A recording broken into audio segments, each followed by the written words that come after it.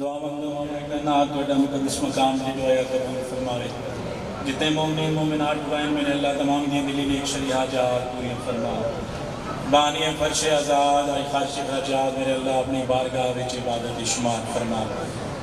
تمام مومنین سے گزارش ہے کہ جلد از جلد امام بارگاہ میں تشریف لے آئیں۔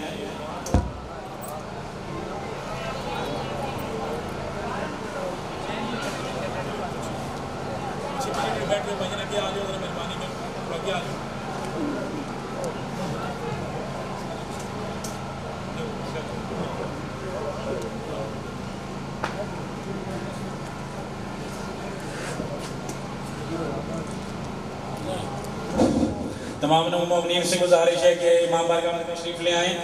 اب آپ کے سامنے ذاکر محمد عباس رضوی رسول نگر حرف آخر کی حیثیت سے تابوت امام حسن بادشاہ برآمد فرمائیں گے۔ بآواز بلند صلوات۔ اپنے آپ کو تھوڑا نہ سمجھو، کافی حضرات تشریف فرماؤ۔ بآواز بلند صلوات۔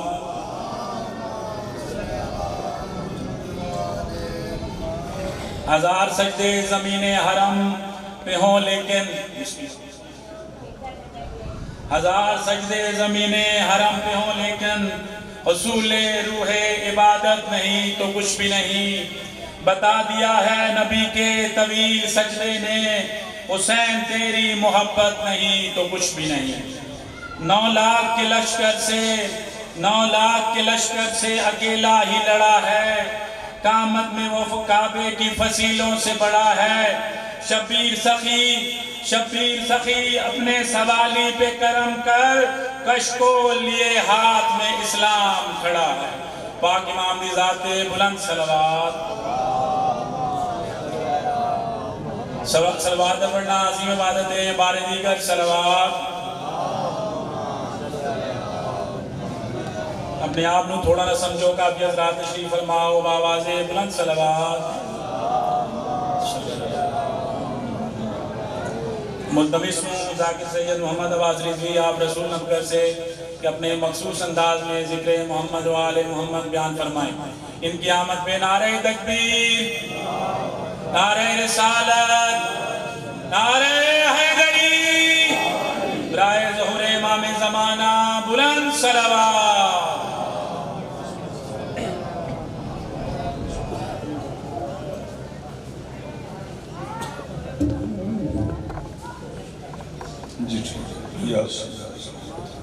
بسم اللہ الرحمن الرحیم۔ الہی عظم البلا و برح الخفا وانکشف الغطا وانکت الرجا وزاکت الارض ومنعت السماء وانت المستعان الیک المشتقى وعلیک المعول فی الشدت والرخاء۔ اللہم صلی علی محمد و آل محمد اولی الامر الذین فرضت علینا طاعتهم وعرفتنا بذلك منزلتهم ففرج عنا بحقهم فرجا عاجلا قریبا کلمح البصر یا هو اقرب یا محمد یا علی یا علی یا محمد اکفیانی فإنکما کافیان وانصرانی فإنکما ناصران یا مولانا یا صاحب العصر والزمان الغوث الغوث الغوث ادرکنا ادرکنا ادرکنا الساعات الساعات الساعات العجل العجل العجل برحمتک یا ارحم الراحمین بحق محمد و آلہ الطاہرین ممکنہ حد تک بلند صلوات۔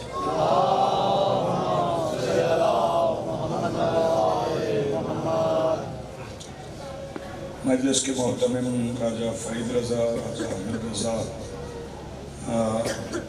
ان کی صحت و سلامتی کے لیے، مال اور اولاد کی بقا کے لیے، جملہ مرحومین مومنات کی درجات کی بلندی کے لیے بآواز بلند صلوات۔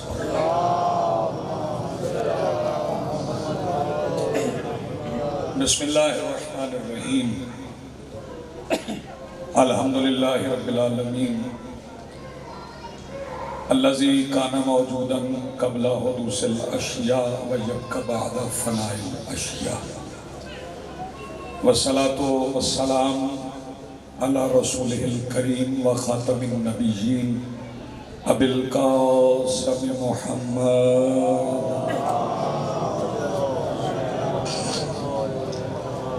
والصلاة والسلام والتحیۃ والاکرام علی آلہ الطیبین الطاہرین المعصومین المنتجبین المہدیین المظلومین المعصومین الذین اذہب اللہ عنہم الرجس وطہرہم تطہیرا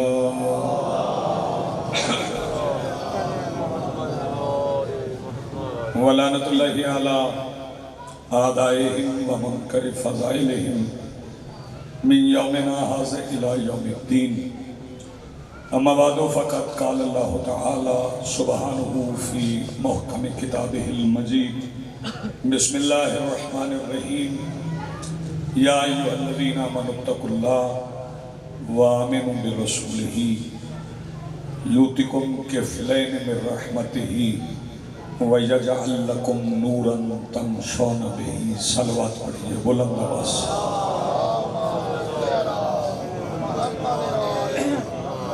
زیادہ بلند نہ بھی پڑھیں وہ اپنی تعداد کے مطابق صلوات پڑھ لیں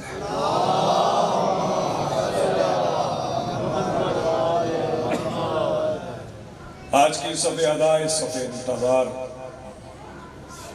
اور اس پر حاضر بلا تفریق مذہب و ملت و مسلک و عقائد و نظریات کربلا کی ریت کے ٹیلہ کے منبر پر تشریف فرما خطیب نظریہ توحید کے استغاثہ پر لبیک کہنے والے غیرت مندوں کے دلوں میں موجود حرارت ولایت امیر المومنین کے وسیلہ سے درخواست گزار ہوں اپنے اس وارث کے حضور جو پردہ غیب میں شاہ سوار وادی نور کی حیثیت سے موجود ہے کہ کائنات کا وہ مطلق العنان مدبر الامور اپنے رخ سے حجاب غیبت ہٹائے اور کعبہ کی چھت سے اپنے پہلے ہی خطبے میں کائنات کو سمجھائے کہ علی کل بھی واجب تھا علی آج بھی واجب ہے حاضرین محترم ارشاد باری ہے مالک الملک ارشاد فرما رہا ہے اور یہ ہماری مجالس کا خاصہ ہے یہ امتیاز ہے کہ ہمارے یہاں جب بھی مجلس کا آغاز ہوتا ہے تو ہم آغاز میں ہی قرآن کی کوئی آیت تلاوت کرتے ہیں پھر اس کا ترجمہ پیش کیا اور پھر اس کے معانی جو معصومین نے بیان فرمائے ہیں وہ کوشش کی جاتی ہے کہ پیش کیے جائیں اس کے علاوہ جو کچھ کہا جائے وہ قیاس ہو سکتا ہے خیال ہو سکتا ہے تاریخ کی کوئی موہوم گمشدہ گھٹا آلود روایت ہو سکتی ہے وہ حقیقت میں تشیع نہیں ہو سکتا تشیع قرآن کی آیت ہے حدیث رسول ہے اور فرمان معصوم ہے اسی کی روشنی میں گفتگو ہو تو پھر شیعت اس سے ہٹتے ہو تو پھر شیعت نہیں ہے پھر کچھ اور ہو سکتا اس پہ میں نہیں عرض کرتا کہ وہ کیا ہو سکتا ہے ہاں ایک حدیث معصوم سنا دیتا ہوں میرے مولا سے ابو وسیم نے پوچھا تھا مولا دنیا میں کتنے طبقات ہیں کتنی طرح کے لوگ مولا نے فرمایا دنیا میں کل 3 طرح کے مولا کون کون سے فرمایا کچھ علماء ہیں کچھ طالب علم ہیں کچھ عرض کار ہیں یعنی فضول باتیں کرنے والے بکواس کرنے والے کہنے لگے مولا یہ بتا دیں کہ علماء کون ہیں طالب علم کون ہیں اور بکواس کرنے والے کون ہیں مالک نے فرمایا ہم آل محمد عالم ہیں جو ہمارے دروازے پہ چھپ گئے وہ طالب علم ہیں باقی جتنے ہیں بکواس کرنے والے ہیں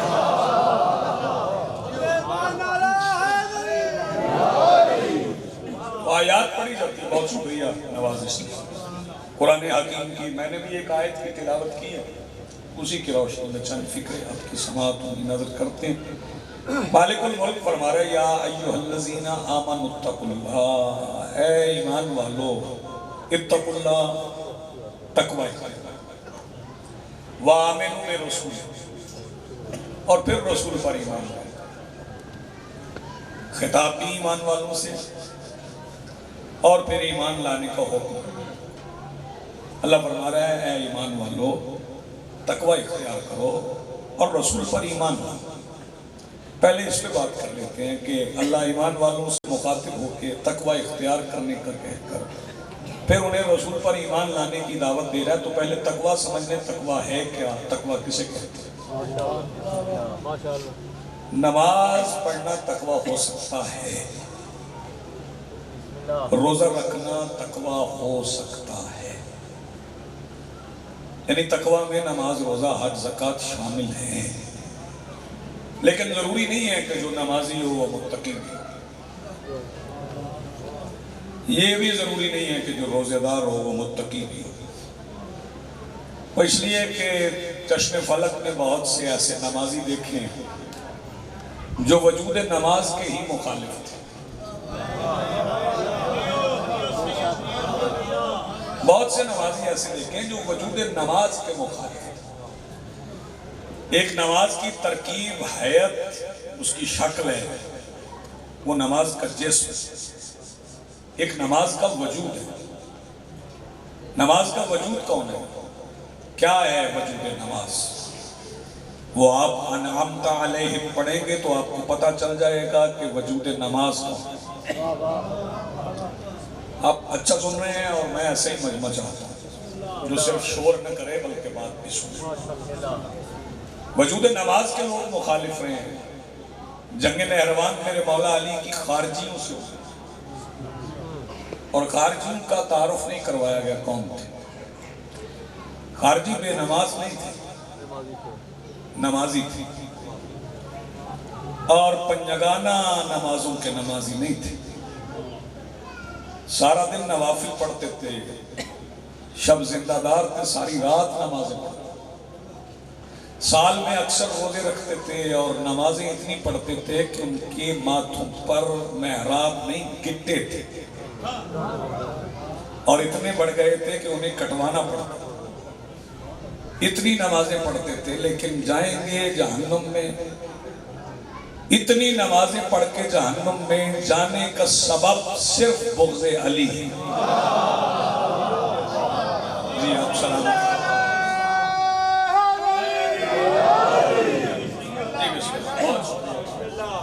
پھر قرآن سے تلاش کریں، میں آپ کو گن کے مجلس نہیں پڑھ رہا ہوں، آپ کو دیکھ کے مجلس نہیں۔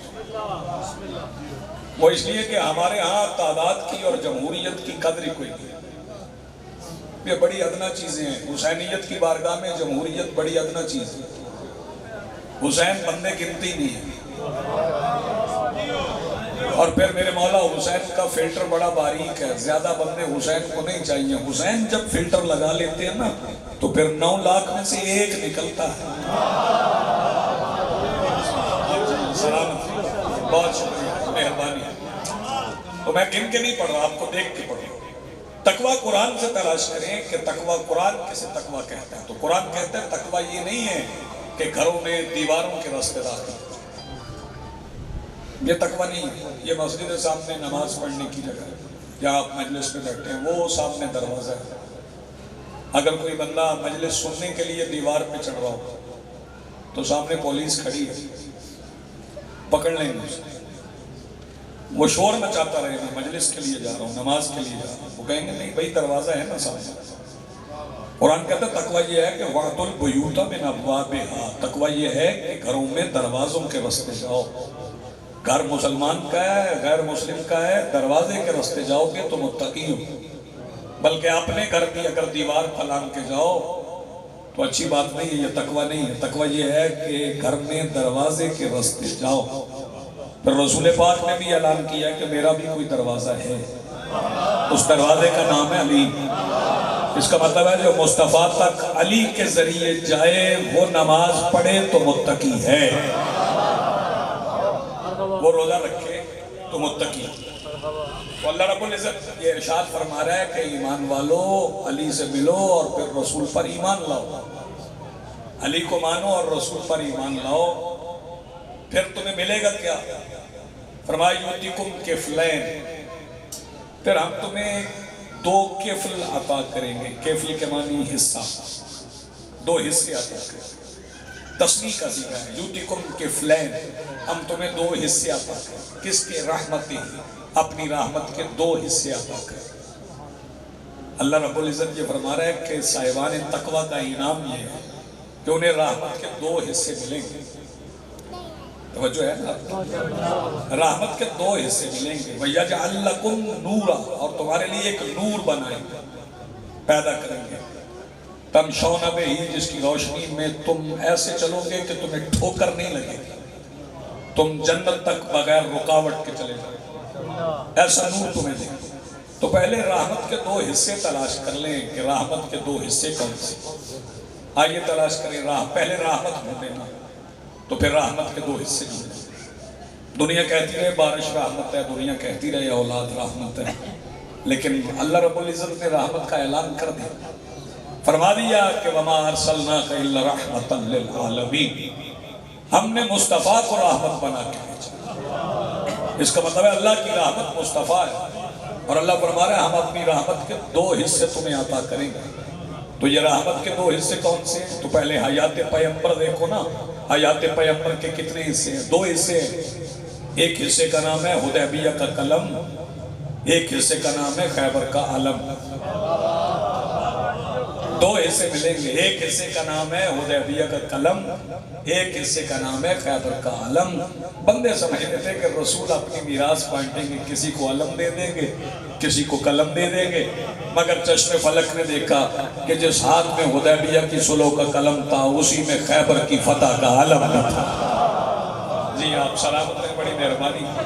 پھر میرے مولا علی کو ہی علم ملا اور میرے مولا علی کو ہی قلم ملا، اور پھر میرے مولا علی نے رسول کی میراث بانٹی۔ تو بانٹی کیسے؟ ایک بیٹے کو قلم دیا، ایک بیٹے کو علم دیا، حسین بادشاہ کو علم دیا، حسن کو قلم دیا۔ تو آج ہم قلم پہ بات کریں۔ یہ الگ بات ہے کہ پھر کربلا کے بعد علم بھی قلم والا کام کر رہا ہے، اور قلم بھی وہ جو لوح محفوظ پہ لکھتا ہے۔ بہت اچھا آپ سن رہے ہیں، میں آپ کے سننے سے مطمئن۔ قلم کی بات کریں گے، میرے مولا حسن کی بات کریں گے، حسن امیر کی بات کریں گے۔ دونوں شہزادے، دونوں کو ملا کے اہل سنت شیعہ سارے کہتے ہیں حسنین۔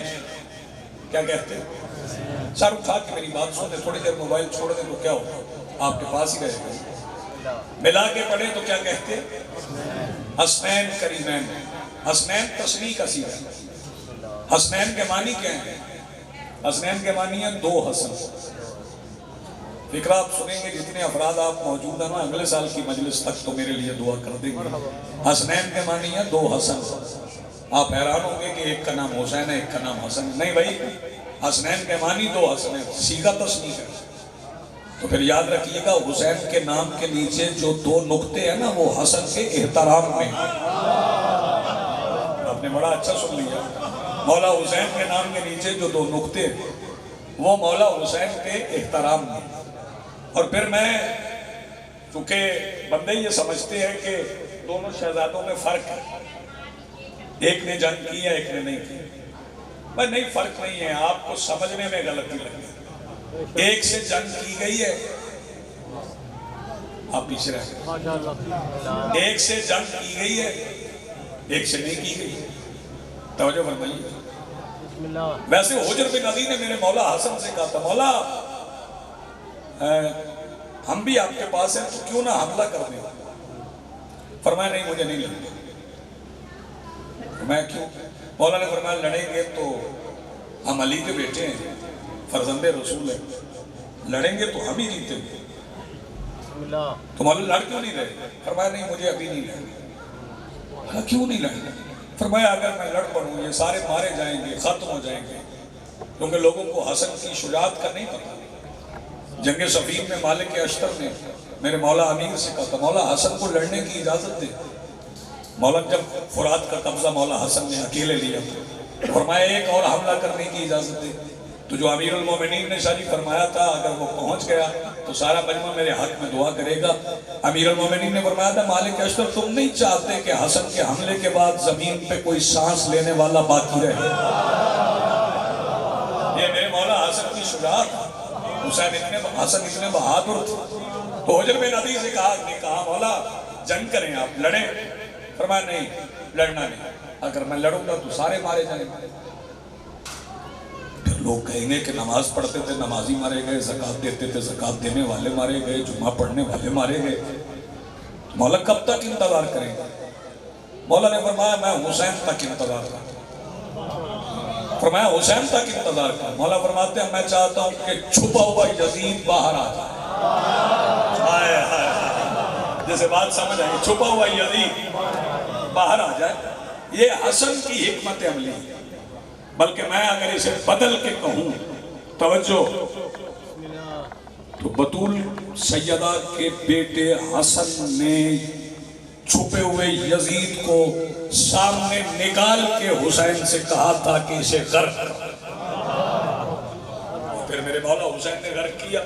اور پھر یہ بھی یاد رہے کہ مولا حسن کے فضائل میں بعض افراد یہ پڑھتے ہیں کہ مولا حسین پوچھتے رسول پہ بیٹھے، مولا حسین بھی بیٹھے ہیں مولا حسن بھی بیٹھے ہیں۔ اور مولا حسن کا ایک واقعہ سجدے کا نہیں ہے، رکوع کا ہے۔ توجہ، مولا حسن کا واقعہ رکوع کا ہے، رکوع کا۔ رسول رکوع میں تھے، سامنے مسجد ہے جو نماز پڑھ کے آئے انہیں تو رکوع کا پتہ ہے کہ رکوع کیسے ہوتا ہے اور رکوع میں کتنی بار پڑھا جاتا ہے سبحان ربی العظیم و بحمدہ۔ رسول رکوع میں تھے کہ وہ دروازہ کھل گیا، جو دروازہ کھلے تو جو بھی اندر سے نکلے اس کے چہرے کو دیکھ کے اللہ یاد آتا۔ وہ دروازہ کھل گیا، حسن امیر نکلا ہے، رسول رکوع میں تھے، پہلا قدم حسن کا اٹھا، رسول پاک نے پڑھا سبحان ربی العظیم و بحمدہ۔ دوسرا قدم اٹھا، پھر پڑھا سبحان ربی العظیم و بحمدہ۔ تیسرا قدم اٹھا، پھر پڑھا سبحان ربی العظیم و بحمدہ۔ اب جماعت والوں کا خیال تھا کہ 3 بار تو پڑھ لیا، چوتھی بار تو پڑھا نہیں جا سکتا۔ علامہ مجلسی بہار میں لکھتے ہیں کہ حسن قدم اٹھاتے گئے، رسول پڑھتے گئے سبحان ربی العظیم و بحمدہ۔ اس کا مطلب ہے کہ تسبیح نہیں پڑھ رہے تھے، حسن سے کہہ رہے تھے اور قریب آؤ، جی آپ سلامت ہیں، اور قریب آؤ، اور قریب آؤ۔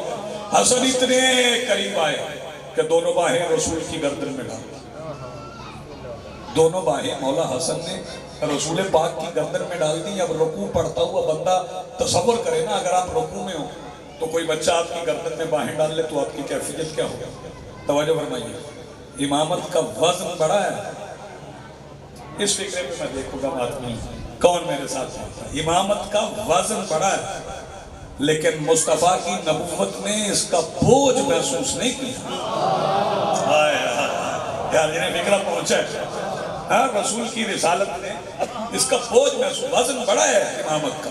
باہیں گلے میں ڈال دی تو اب چاہیے تو یہ تھا کہ رسول پاک باہیں چھڑوا لیتے۔ علامہ یسیع کہتے ہیں نہیں، باہیں چھڑوائیں نہیں۔ کیا کرتے تھے رسول پاک؟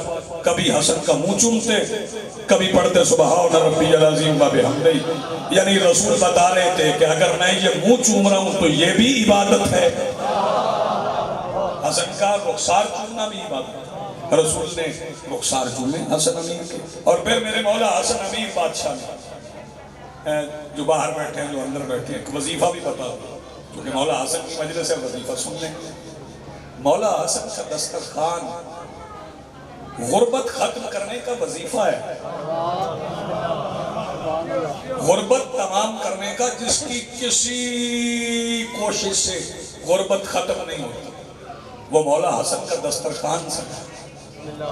ہاں، اور ضروری نہیں کہ زیادہ کھانے پکائے، جتنی توفیق ہے اتنا پکا لے، اور اگر زیادہ کھانے پکائے تو پھر یہ نہیں کہ اپنے پسندیدہ لوگوں کو بلا کے کھلائے، پھر ضروری ہے انہیں کھلائے جنہیں کھانے کو کم ملتا، انہیں بٹھائے دسترخوان پہ۔ اور مولا حسن کا دسترخوان سجائے، اور جو غریب ہے وہ نمک رکھ کے بھی دسترخوان سجا لے تو مولا حسن تشریف لائیں گے جیسے مجلس میں آتے ہیں۔ اور جب بادشاہ کہیں جاتے ہیں تو پھر سارا عملہ ساتھ لے کے جاتے ہیں، رزق لکھنے والا فرشتہ بھی ساتھ ہے، غربت ختم کرنے کی تقدیر لکھنے والا فرشتہ بھی ساتھ مولا حسن آئیں گے تو یہ دسترخوان عام نہیں ہے. 40 مصرے پڑھ رہا ہوں, آپ دعا کیجئے گا میں پڑھ سکوں. حسن امیر کے دسترخوان کی فضیلت پڑھ دوں. یہ دسترخوان حسن کا ہے.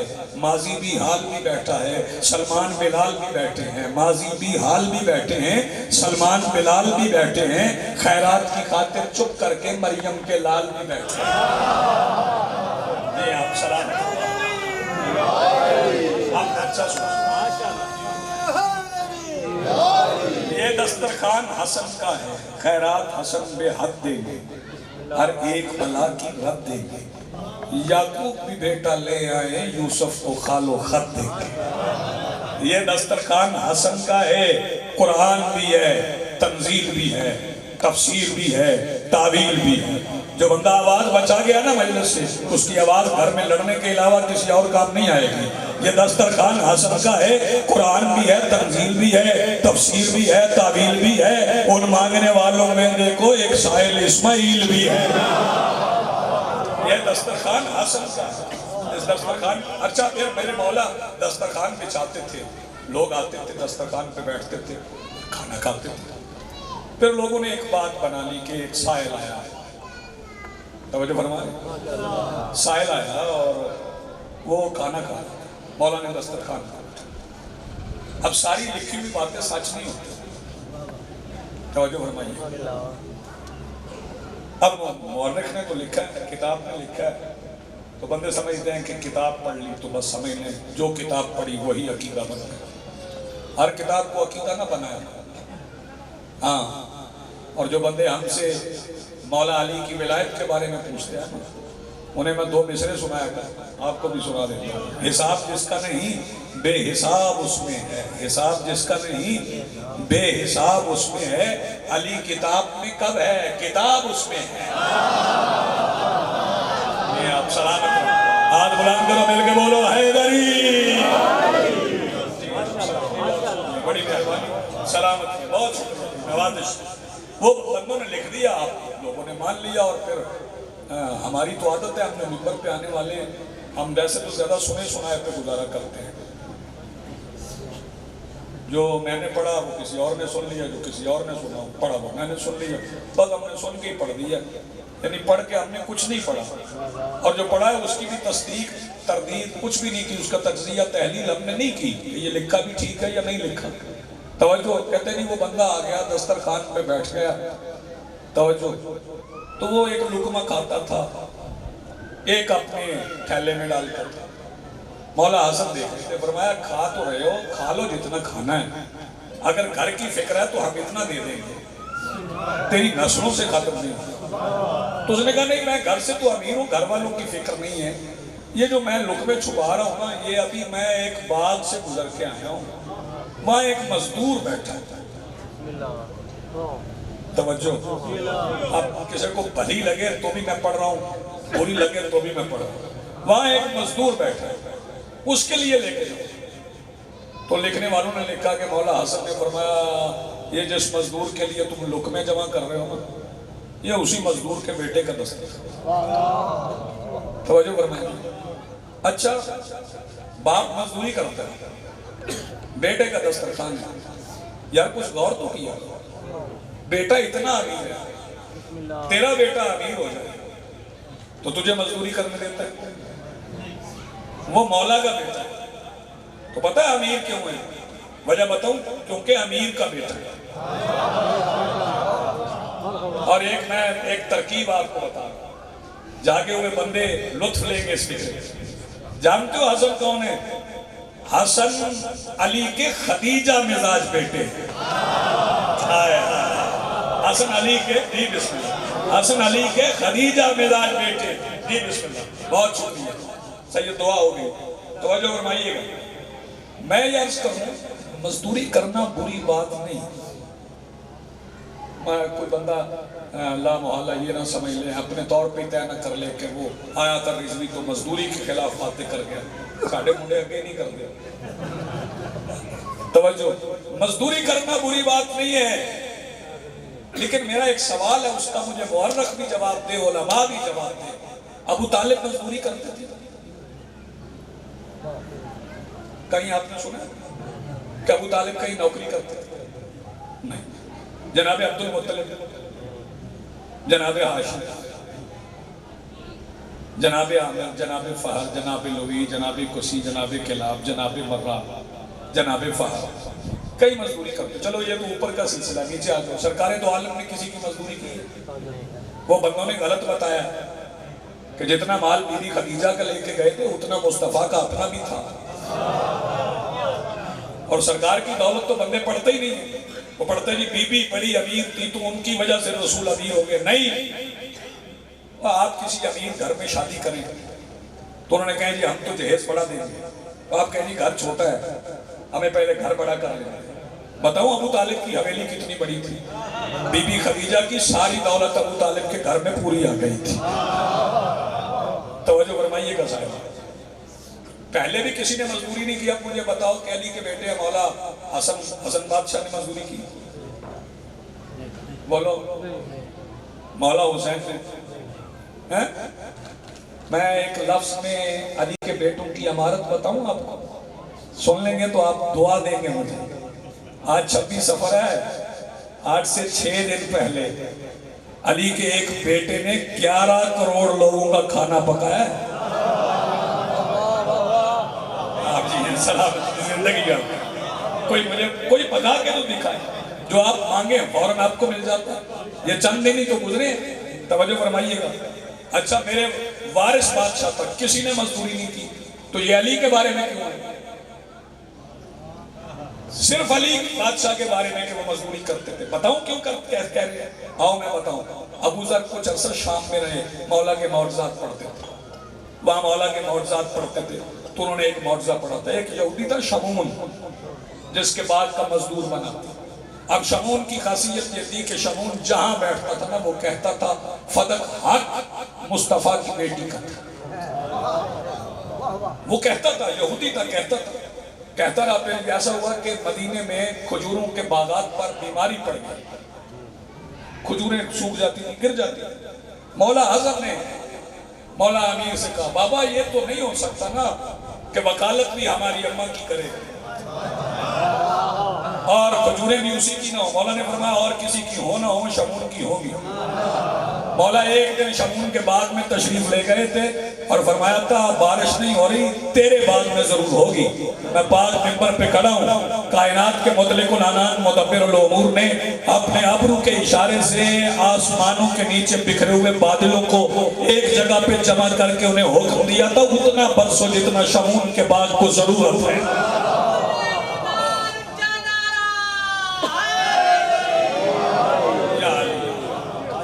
تو میرے مولا اعظم کا دسترخوان بھی ہے اور پھر میرے مولا کی عمارت بھی ہے. یاد رہے جب میرے مولا گئے تھے شام تو میرے مولا کو تحفے میں توجہ نالین پیش کی گئی. کیا پیش کی گئی تھی؟ نالین. تو مولا نے خیرات کر دی. مولا نے وہ نالین بھی کسی کو دے دی اور اسی کے متعلق ایک فکرہ سنے اور میں مصائب کی منزل کی طرف پڑھوں. آپ بڑا اچھا سن رہے ہیں. مولا دربار میں بیٹھے تھے اور مولا اپنے فضائل پڑھ رہے تھے تو ایک بندے نے درمیان سے کھڑے ہو کے کہا کہ حسن اپنا تعارف کروائیں نا، پہلے نام بتائیں. مولا نے فرمایا میں بتاتا ہوں، پہلے تو اپنا نام بتا. اس نے کہا جی فلاں بن فلاں. مولا نے فرمایا دور کھڑا ہے، سب نے نہیں سنا، قریب آ جا، یہاں آ کے بتا. اس نے کہا جی میرا نام ہے فلاں بن فلاں. مولا نے فرمایا یہ جو تو بن فلاں کہہ رہا ہے یہ وہی نہیں ہے جس نے میرے نانا کو ابتر کہا تھا. اس نے کہا جی وہی ہے. مولا نے فرمایا پھر تو اپنے باپ کا نام کیوں بتا رہے ہیں جب قرآن کہہ رہا ہے مصطفیٰ تمہیں جو بے اولاد کہے وہ خود بے اولاد ہوتا ہے. قرآن تیرے باپ کو بے اولاد کہہ رہا ہے، پھر تو کس کا بیٹا ہے؟ زندگی آپ کی سلامت رہے. بڑا اچھا آپ نے سنا، بہت خوب آپ نے سنا. امیر بیٹا ہے میرے مولا امیر کا، میرا مولا حسن. لیکن جنازہ دیکھیں، امیر کا جنازہ دیکھیں،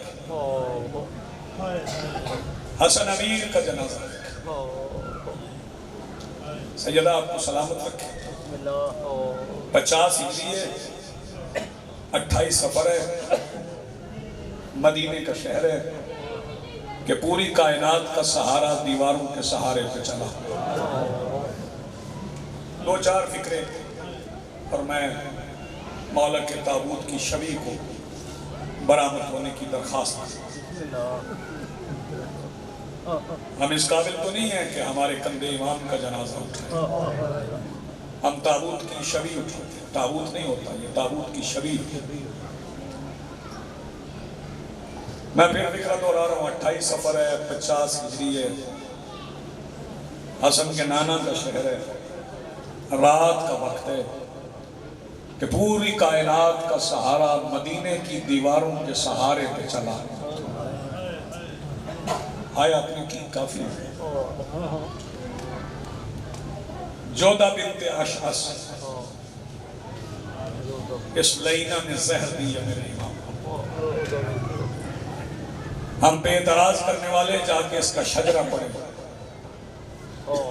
یہ جو حسن کو زہر دینے والی جودہ ہے نا، اس کا ایک بھائی ہے محمد ابن اشعث، یہ وہ کمینہ ہے جس نے کربلا میں حسین کو پہلا تماچا مارا۔ یا سجدہ، دونوں بھائی مظلوم ہیں۔ کسی نے پوچھنا ہو تنہائی میں پوچھ لے، میں بتا دوں گا یہ کون ہے، ان کی حقیقت کیا ہے، ان کا شجرہ کیا ہے، کس سے کیا تعلق ہے۔ اس نے زہر دی، امام چلے دیواروں کے سہارے سے۔ سیدہ ام فروا کے حجرے کے قریب آئے، دروازے پہ ہاتھ رکھا اور فرمایا قاسم کی اماں مجھے سہارا دو، بستر تک لے جاؤ۔ بستر پہ لٹایا، جیسے ہی میرے مولا حسن بستر پہ تشریف فرما ہوئے نا، میں ایک فکرہ کہوں گا، اتنی کروٹیں بدلی حسن نے کہ بستر کا رنگ حسین کے مقتل جیسا ہو گیا۔ شاباش، آپ کی آوازیں بلند ہو گئی۔ پہلا سوال جو میرے مولا امیر نے کیا ہے سیدہ ام فروا شہزادی سے، فرمایا ام فروا مجھے بتائیے قاسم کہاں ہے؟ اب کسی کو رونا آئے تو بھی ٹھیک ہے، اور کسی کا ذہن اس بات سے ٹکرا جائے تو میں اس سے معذرت بھی نہیں چاہتا۔ شہزادی نے فرمایا قاسم اپنے مصلے پہ ہے۔ یہ جو بندے کہتے ہیں قاسم سویا ہوا، میں ان سے معذرت کروں گا کہ وہ فکرہ بدلیں، آل محمد کے گھر میں رات کو نیند نہیں ہوتی۔ فرمایا اپنے مصلے پہ ہے، فکرہ اگلا آپ سنیں گے سارے ہائے کر لیں گے۔ فرمایا اس مصلے سے اٹھا، اس مصلے پہ لٹا، یہاں نماز پڑھے قاسم۔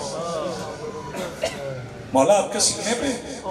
مولا حسن امیر نے جو فرمایا آپ کی سمجھ میں آ گیا، بزرگ دعا کریں گے، نوجوان ہائے کریں گے۔ مولا حسن آواز دے کے کہتے ہیں آج میرے سینے پہ نماز پڑھے نا تو آج قاسم کو پتہ چل جائے گرم زمین پہ نماز پڑھتے کیسے۔ سیدہ آپ کو سلامت رکھیے گا، بڑی پیاری بات، خالص عبادت اسی کا نام۔ شہزادی قاسم امیر کو اٹھا کے لائی، سجدہ کیا بابا کے سینے پہ، جبین رکھی اور کہا بابا آپ کا سینہ بڑا گرم ہے۔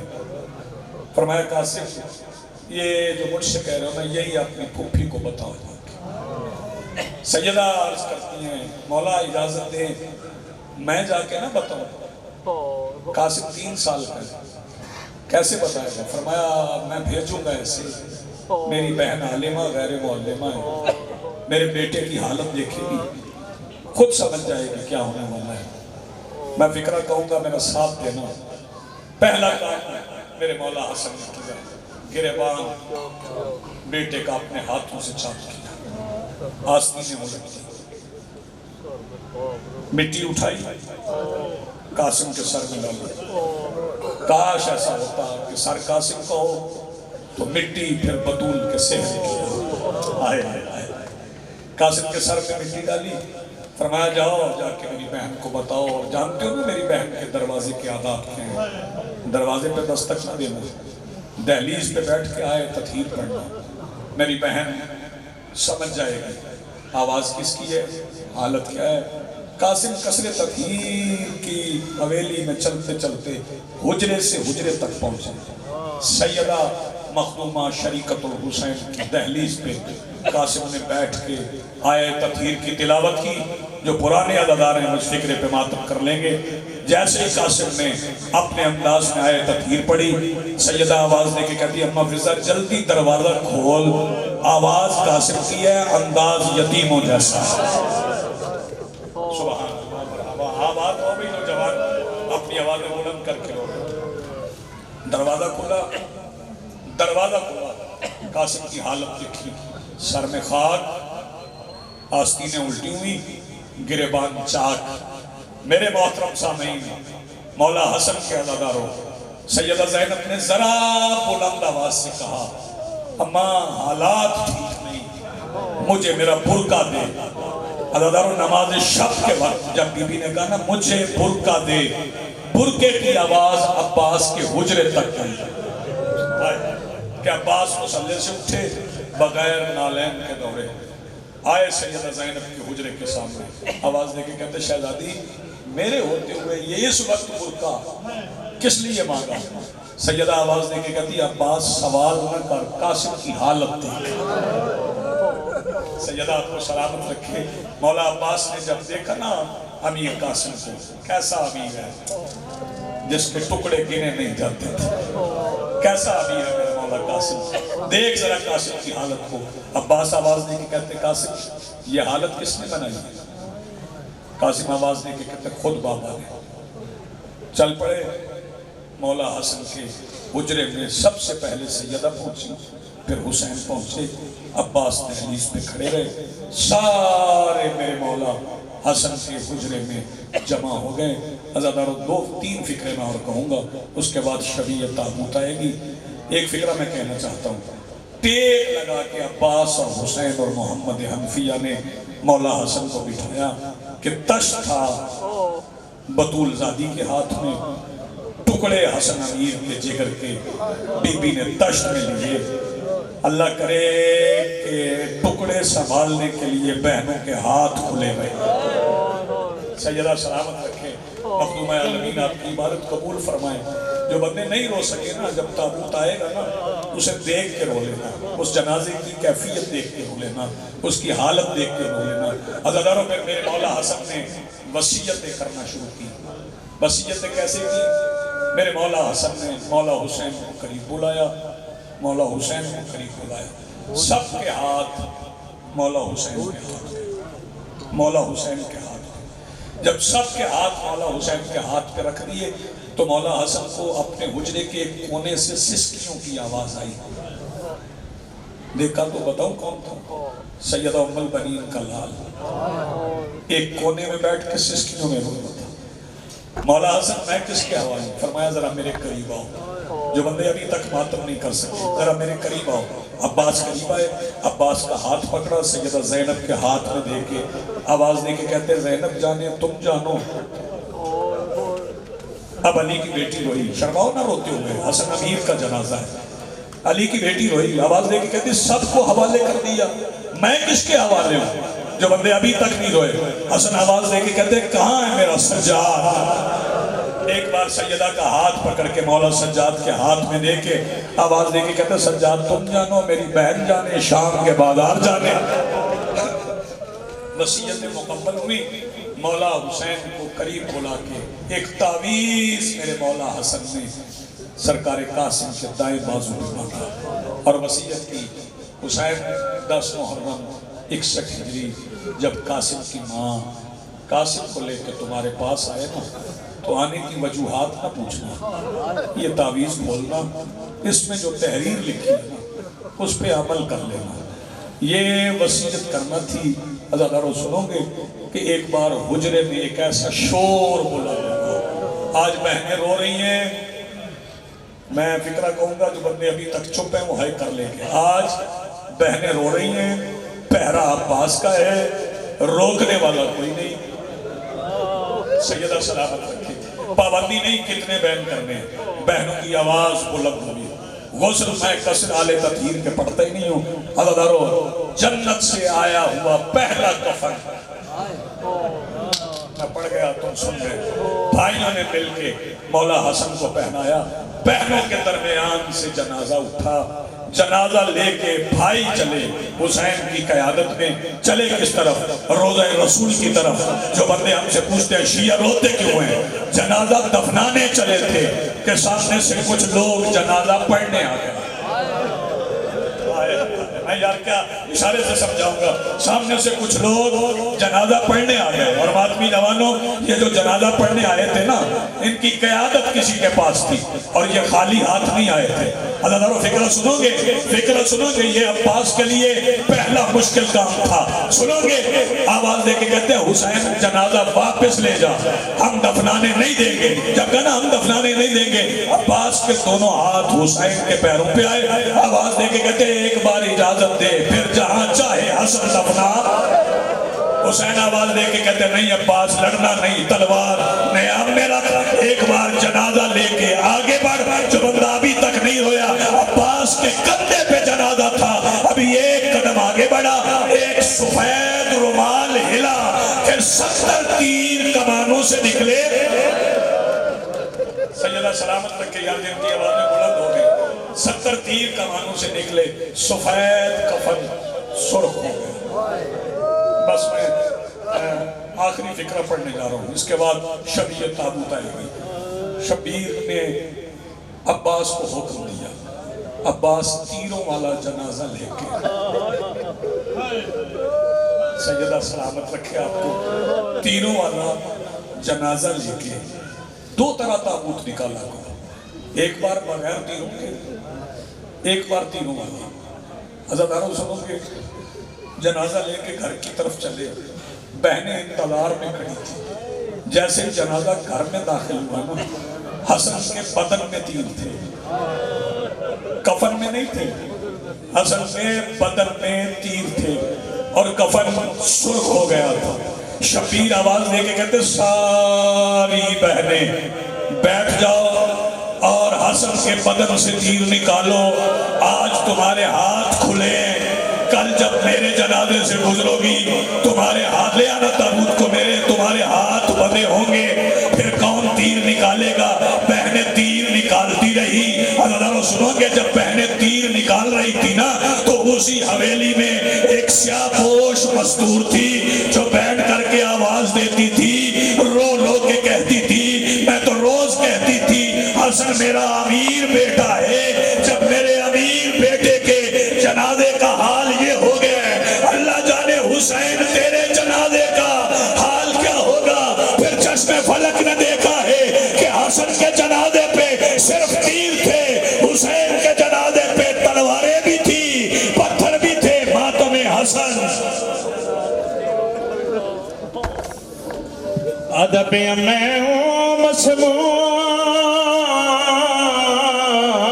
दी मजलस पढ़दा तेजे को आदने हसन अमीर पहले ज़हर मिली वल मुसलमानां दी मैयत ते मारे दी।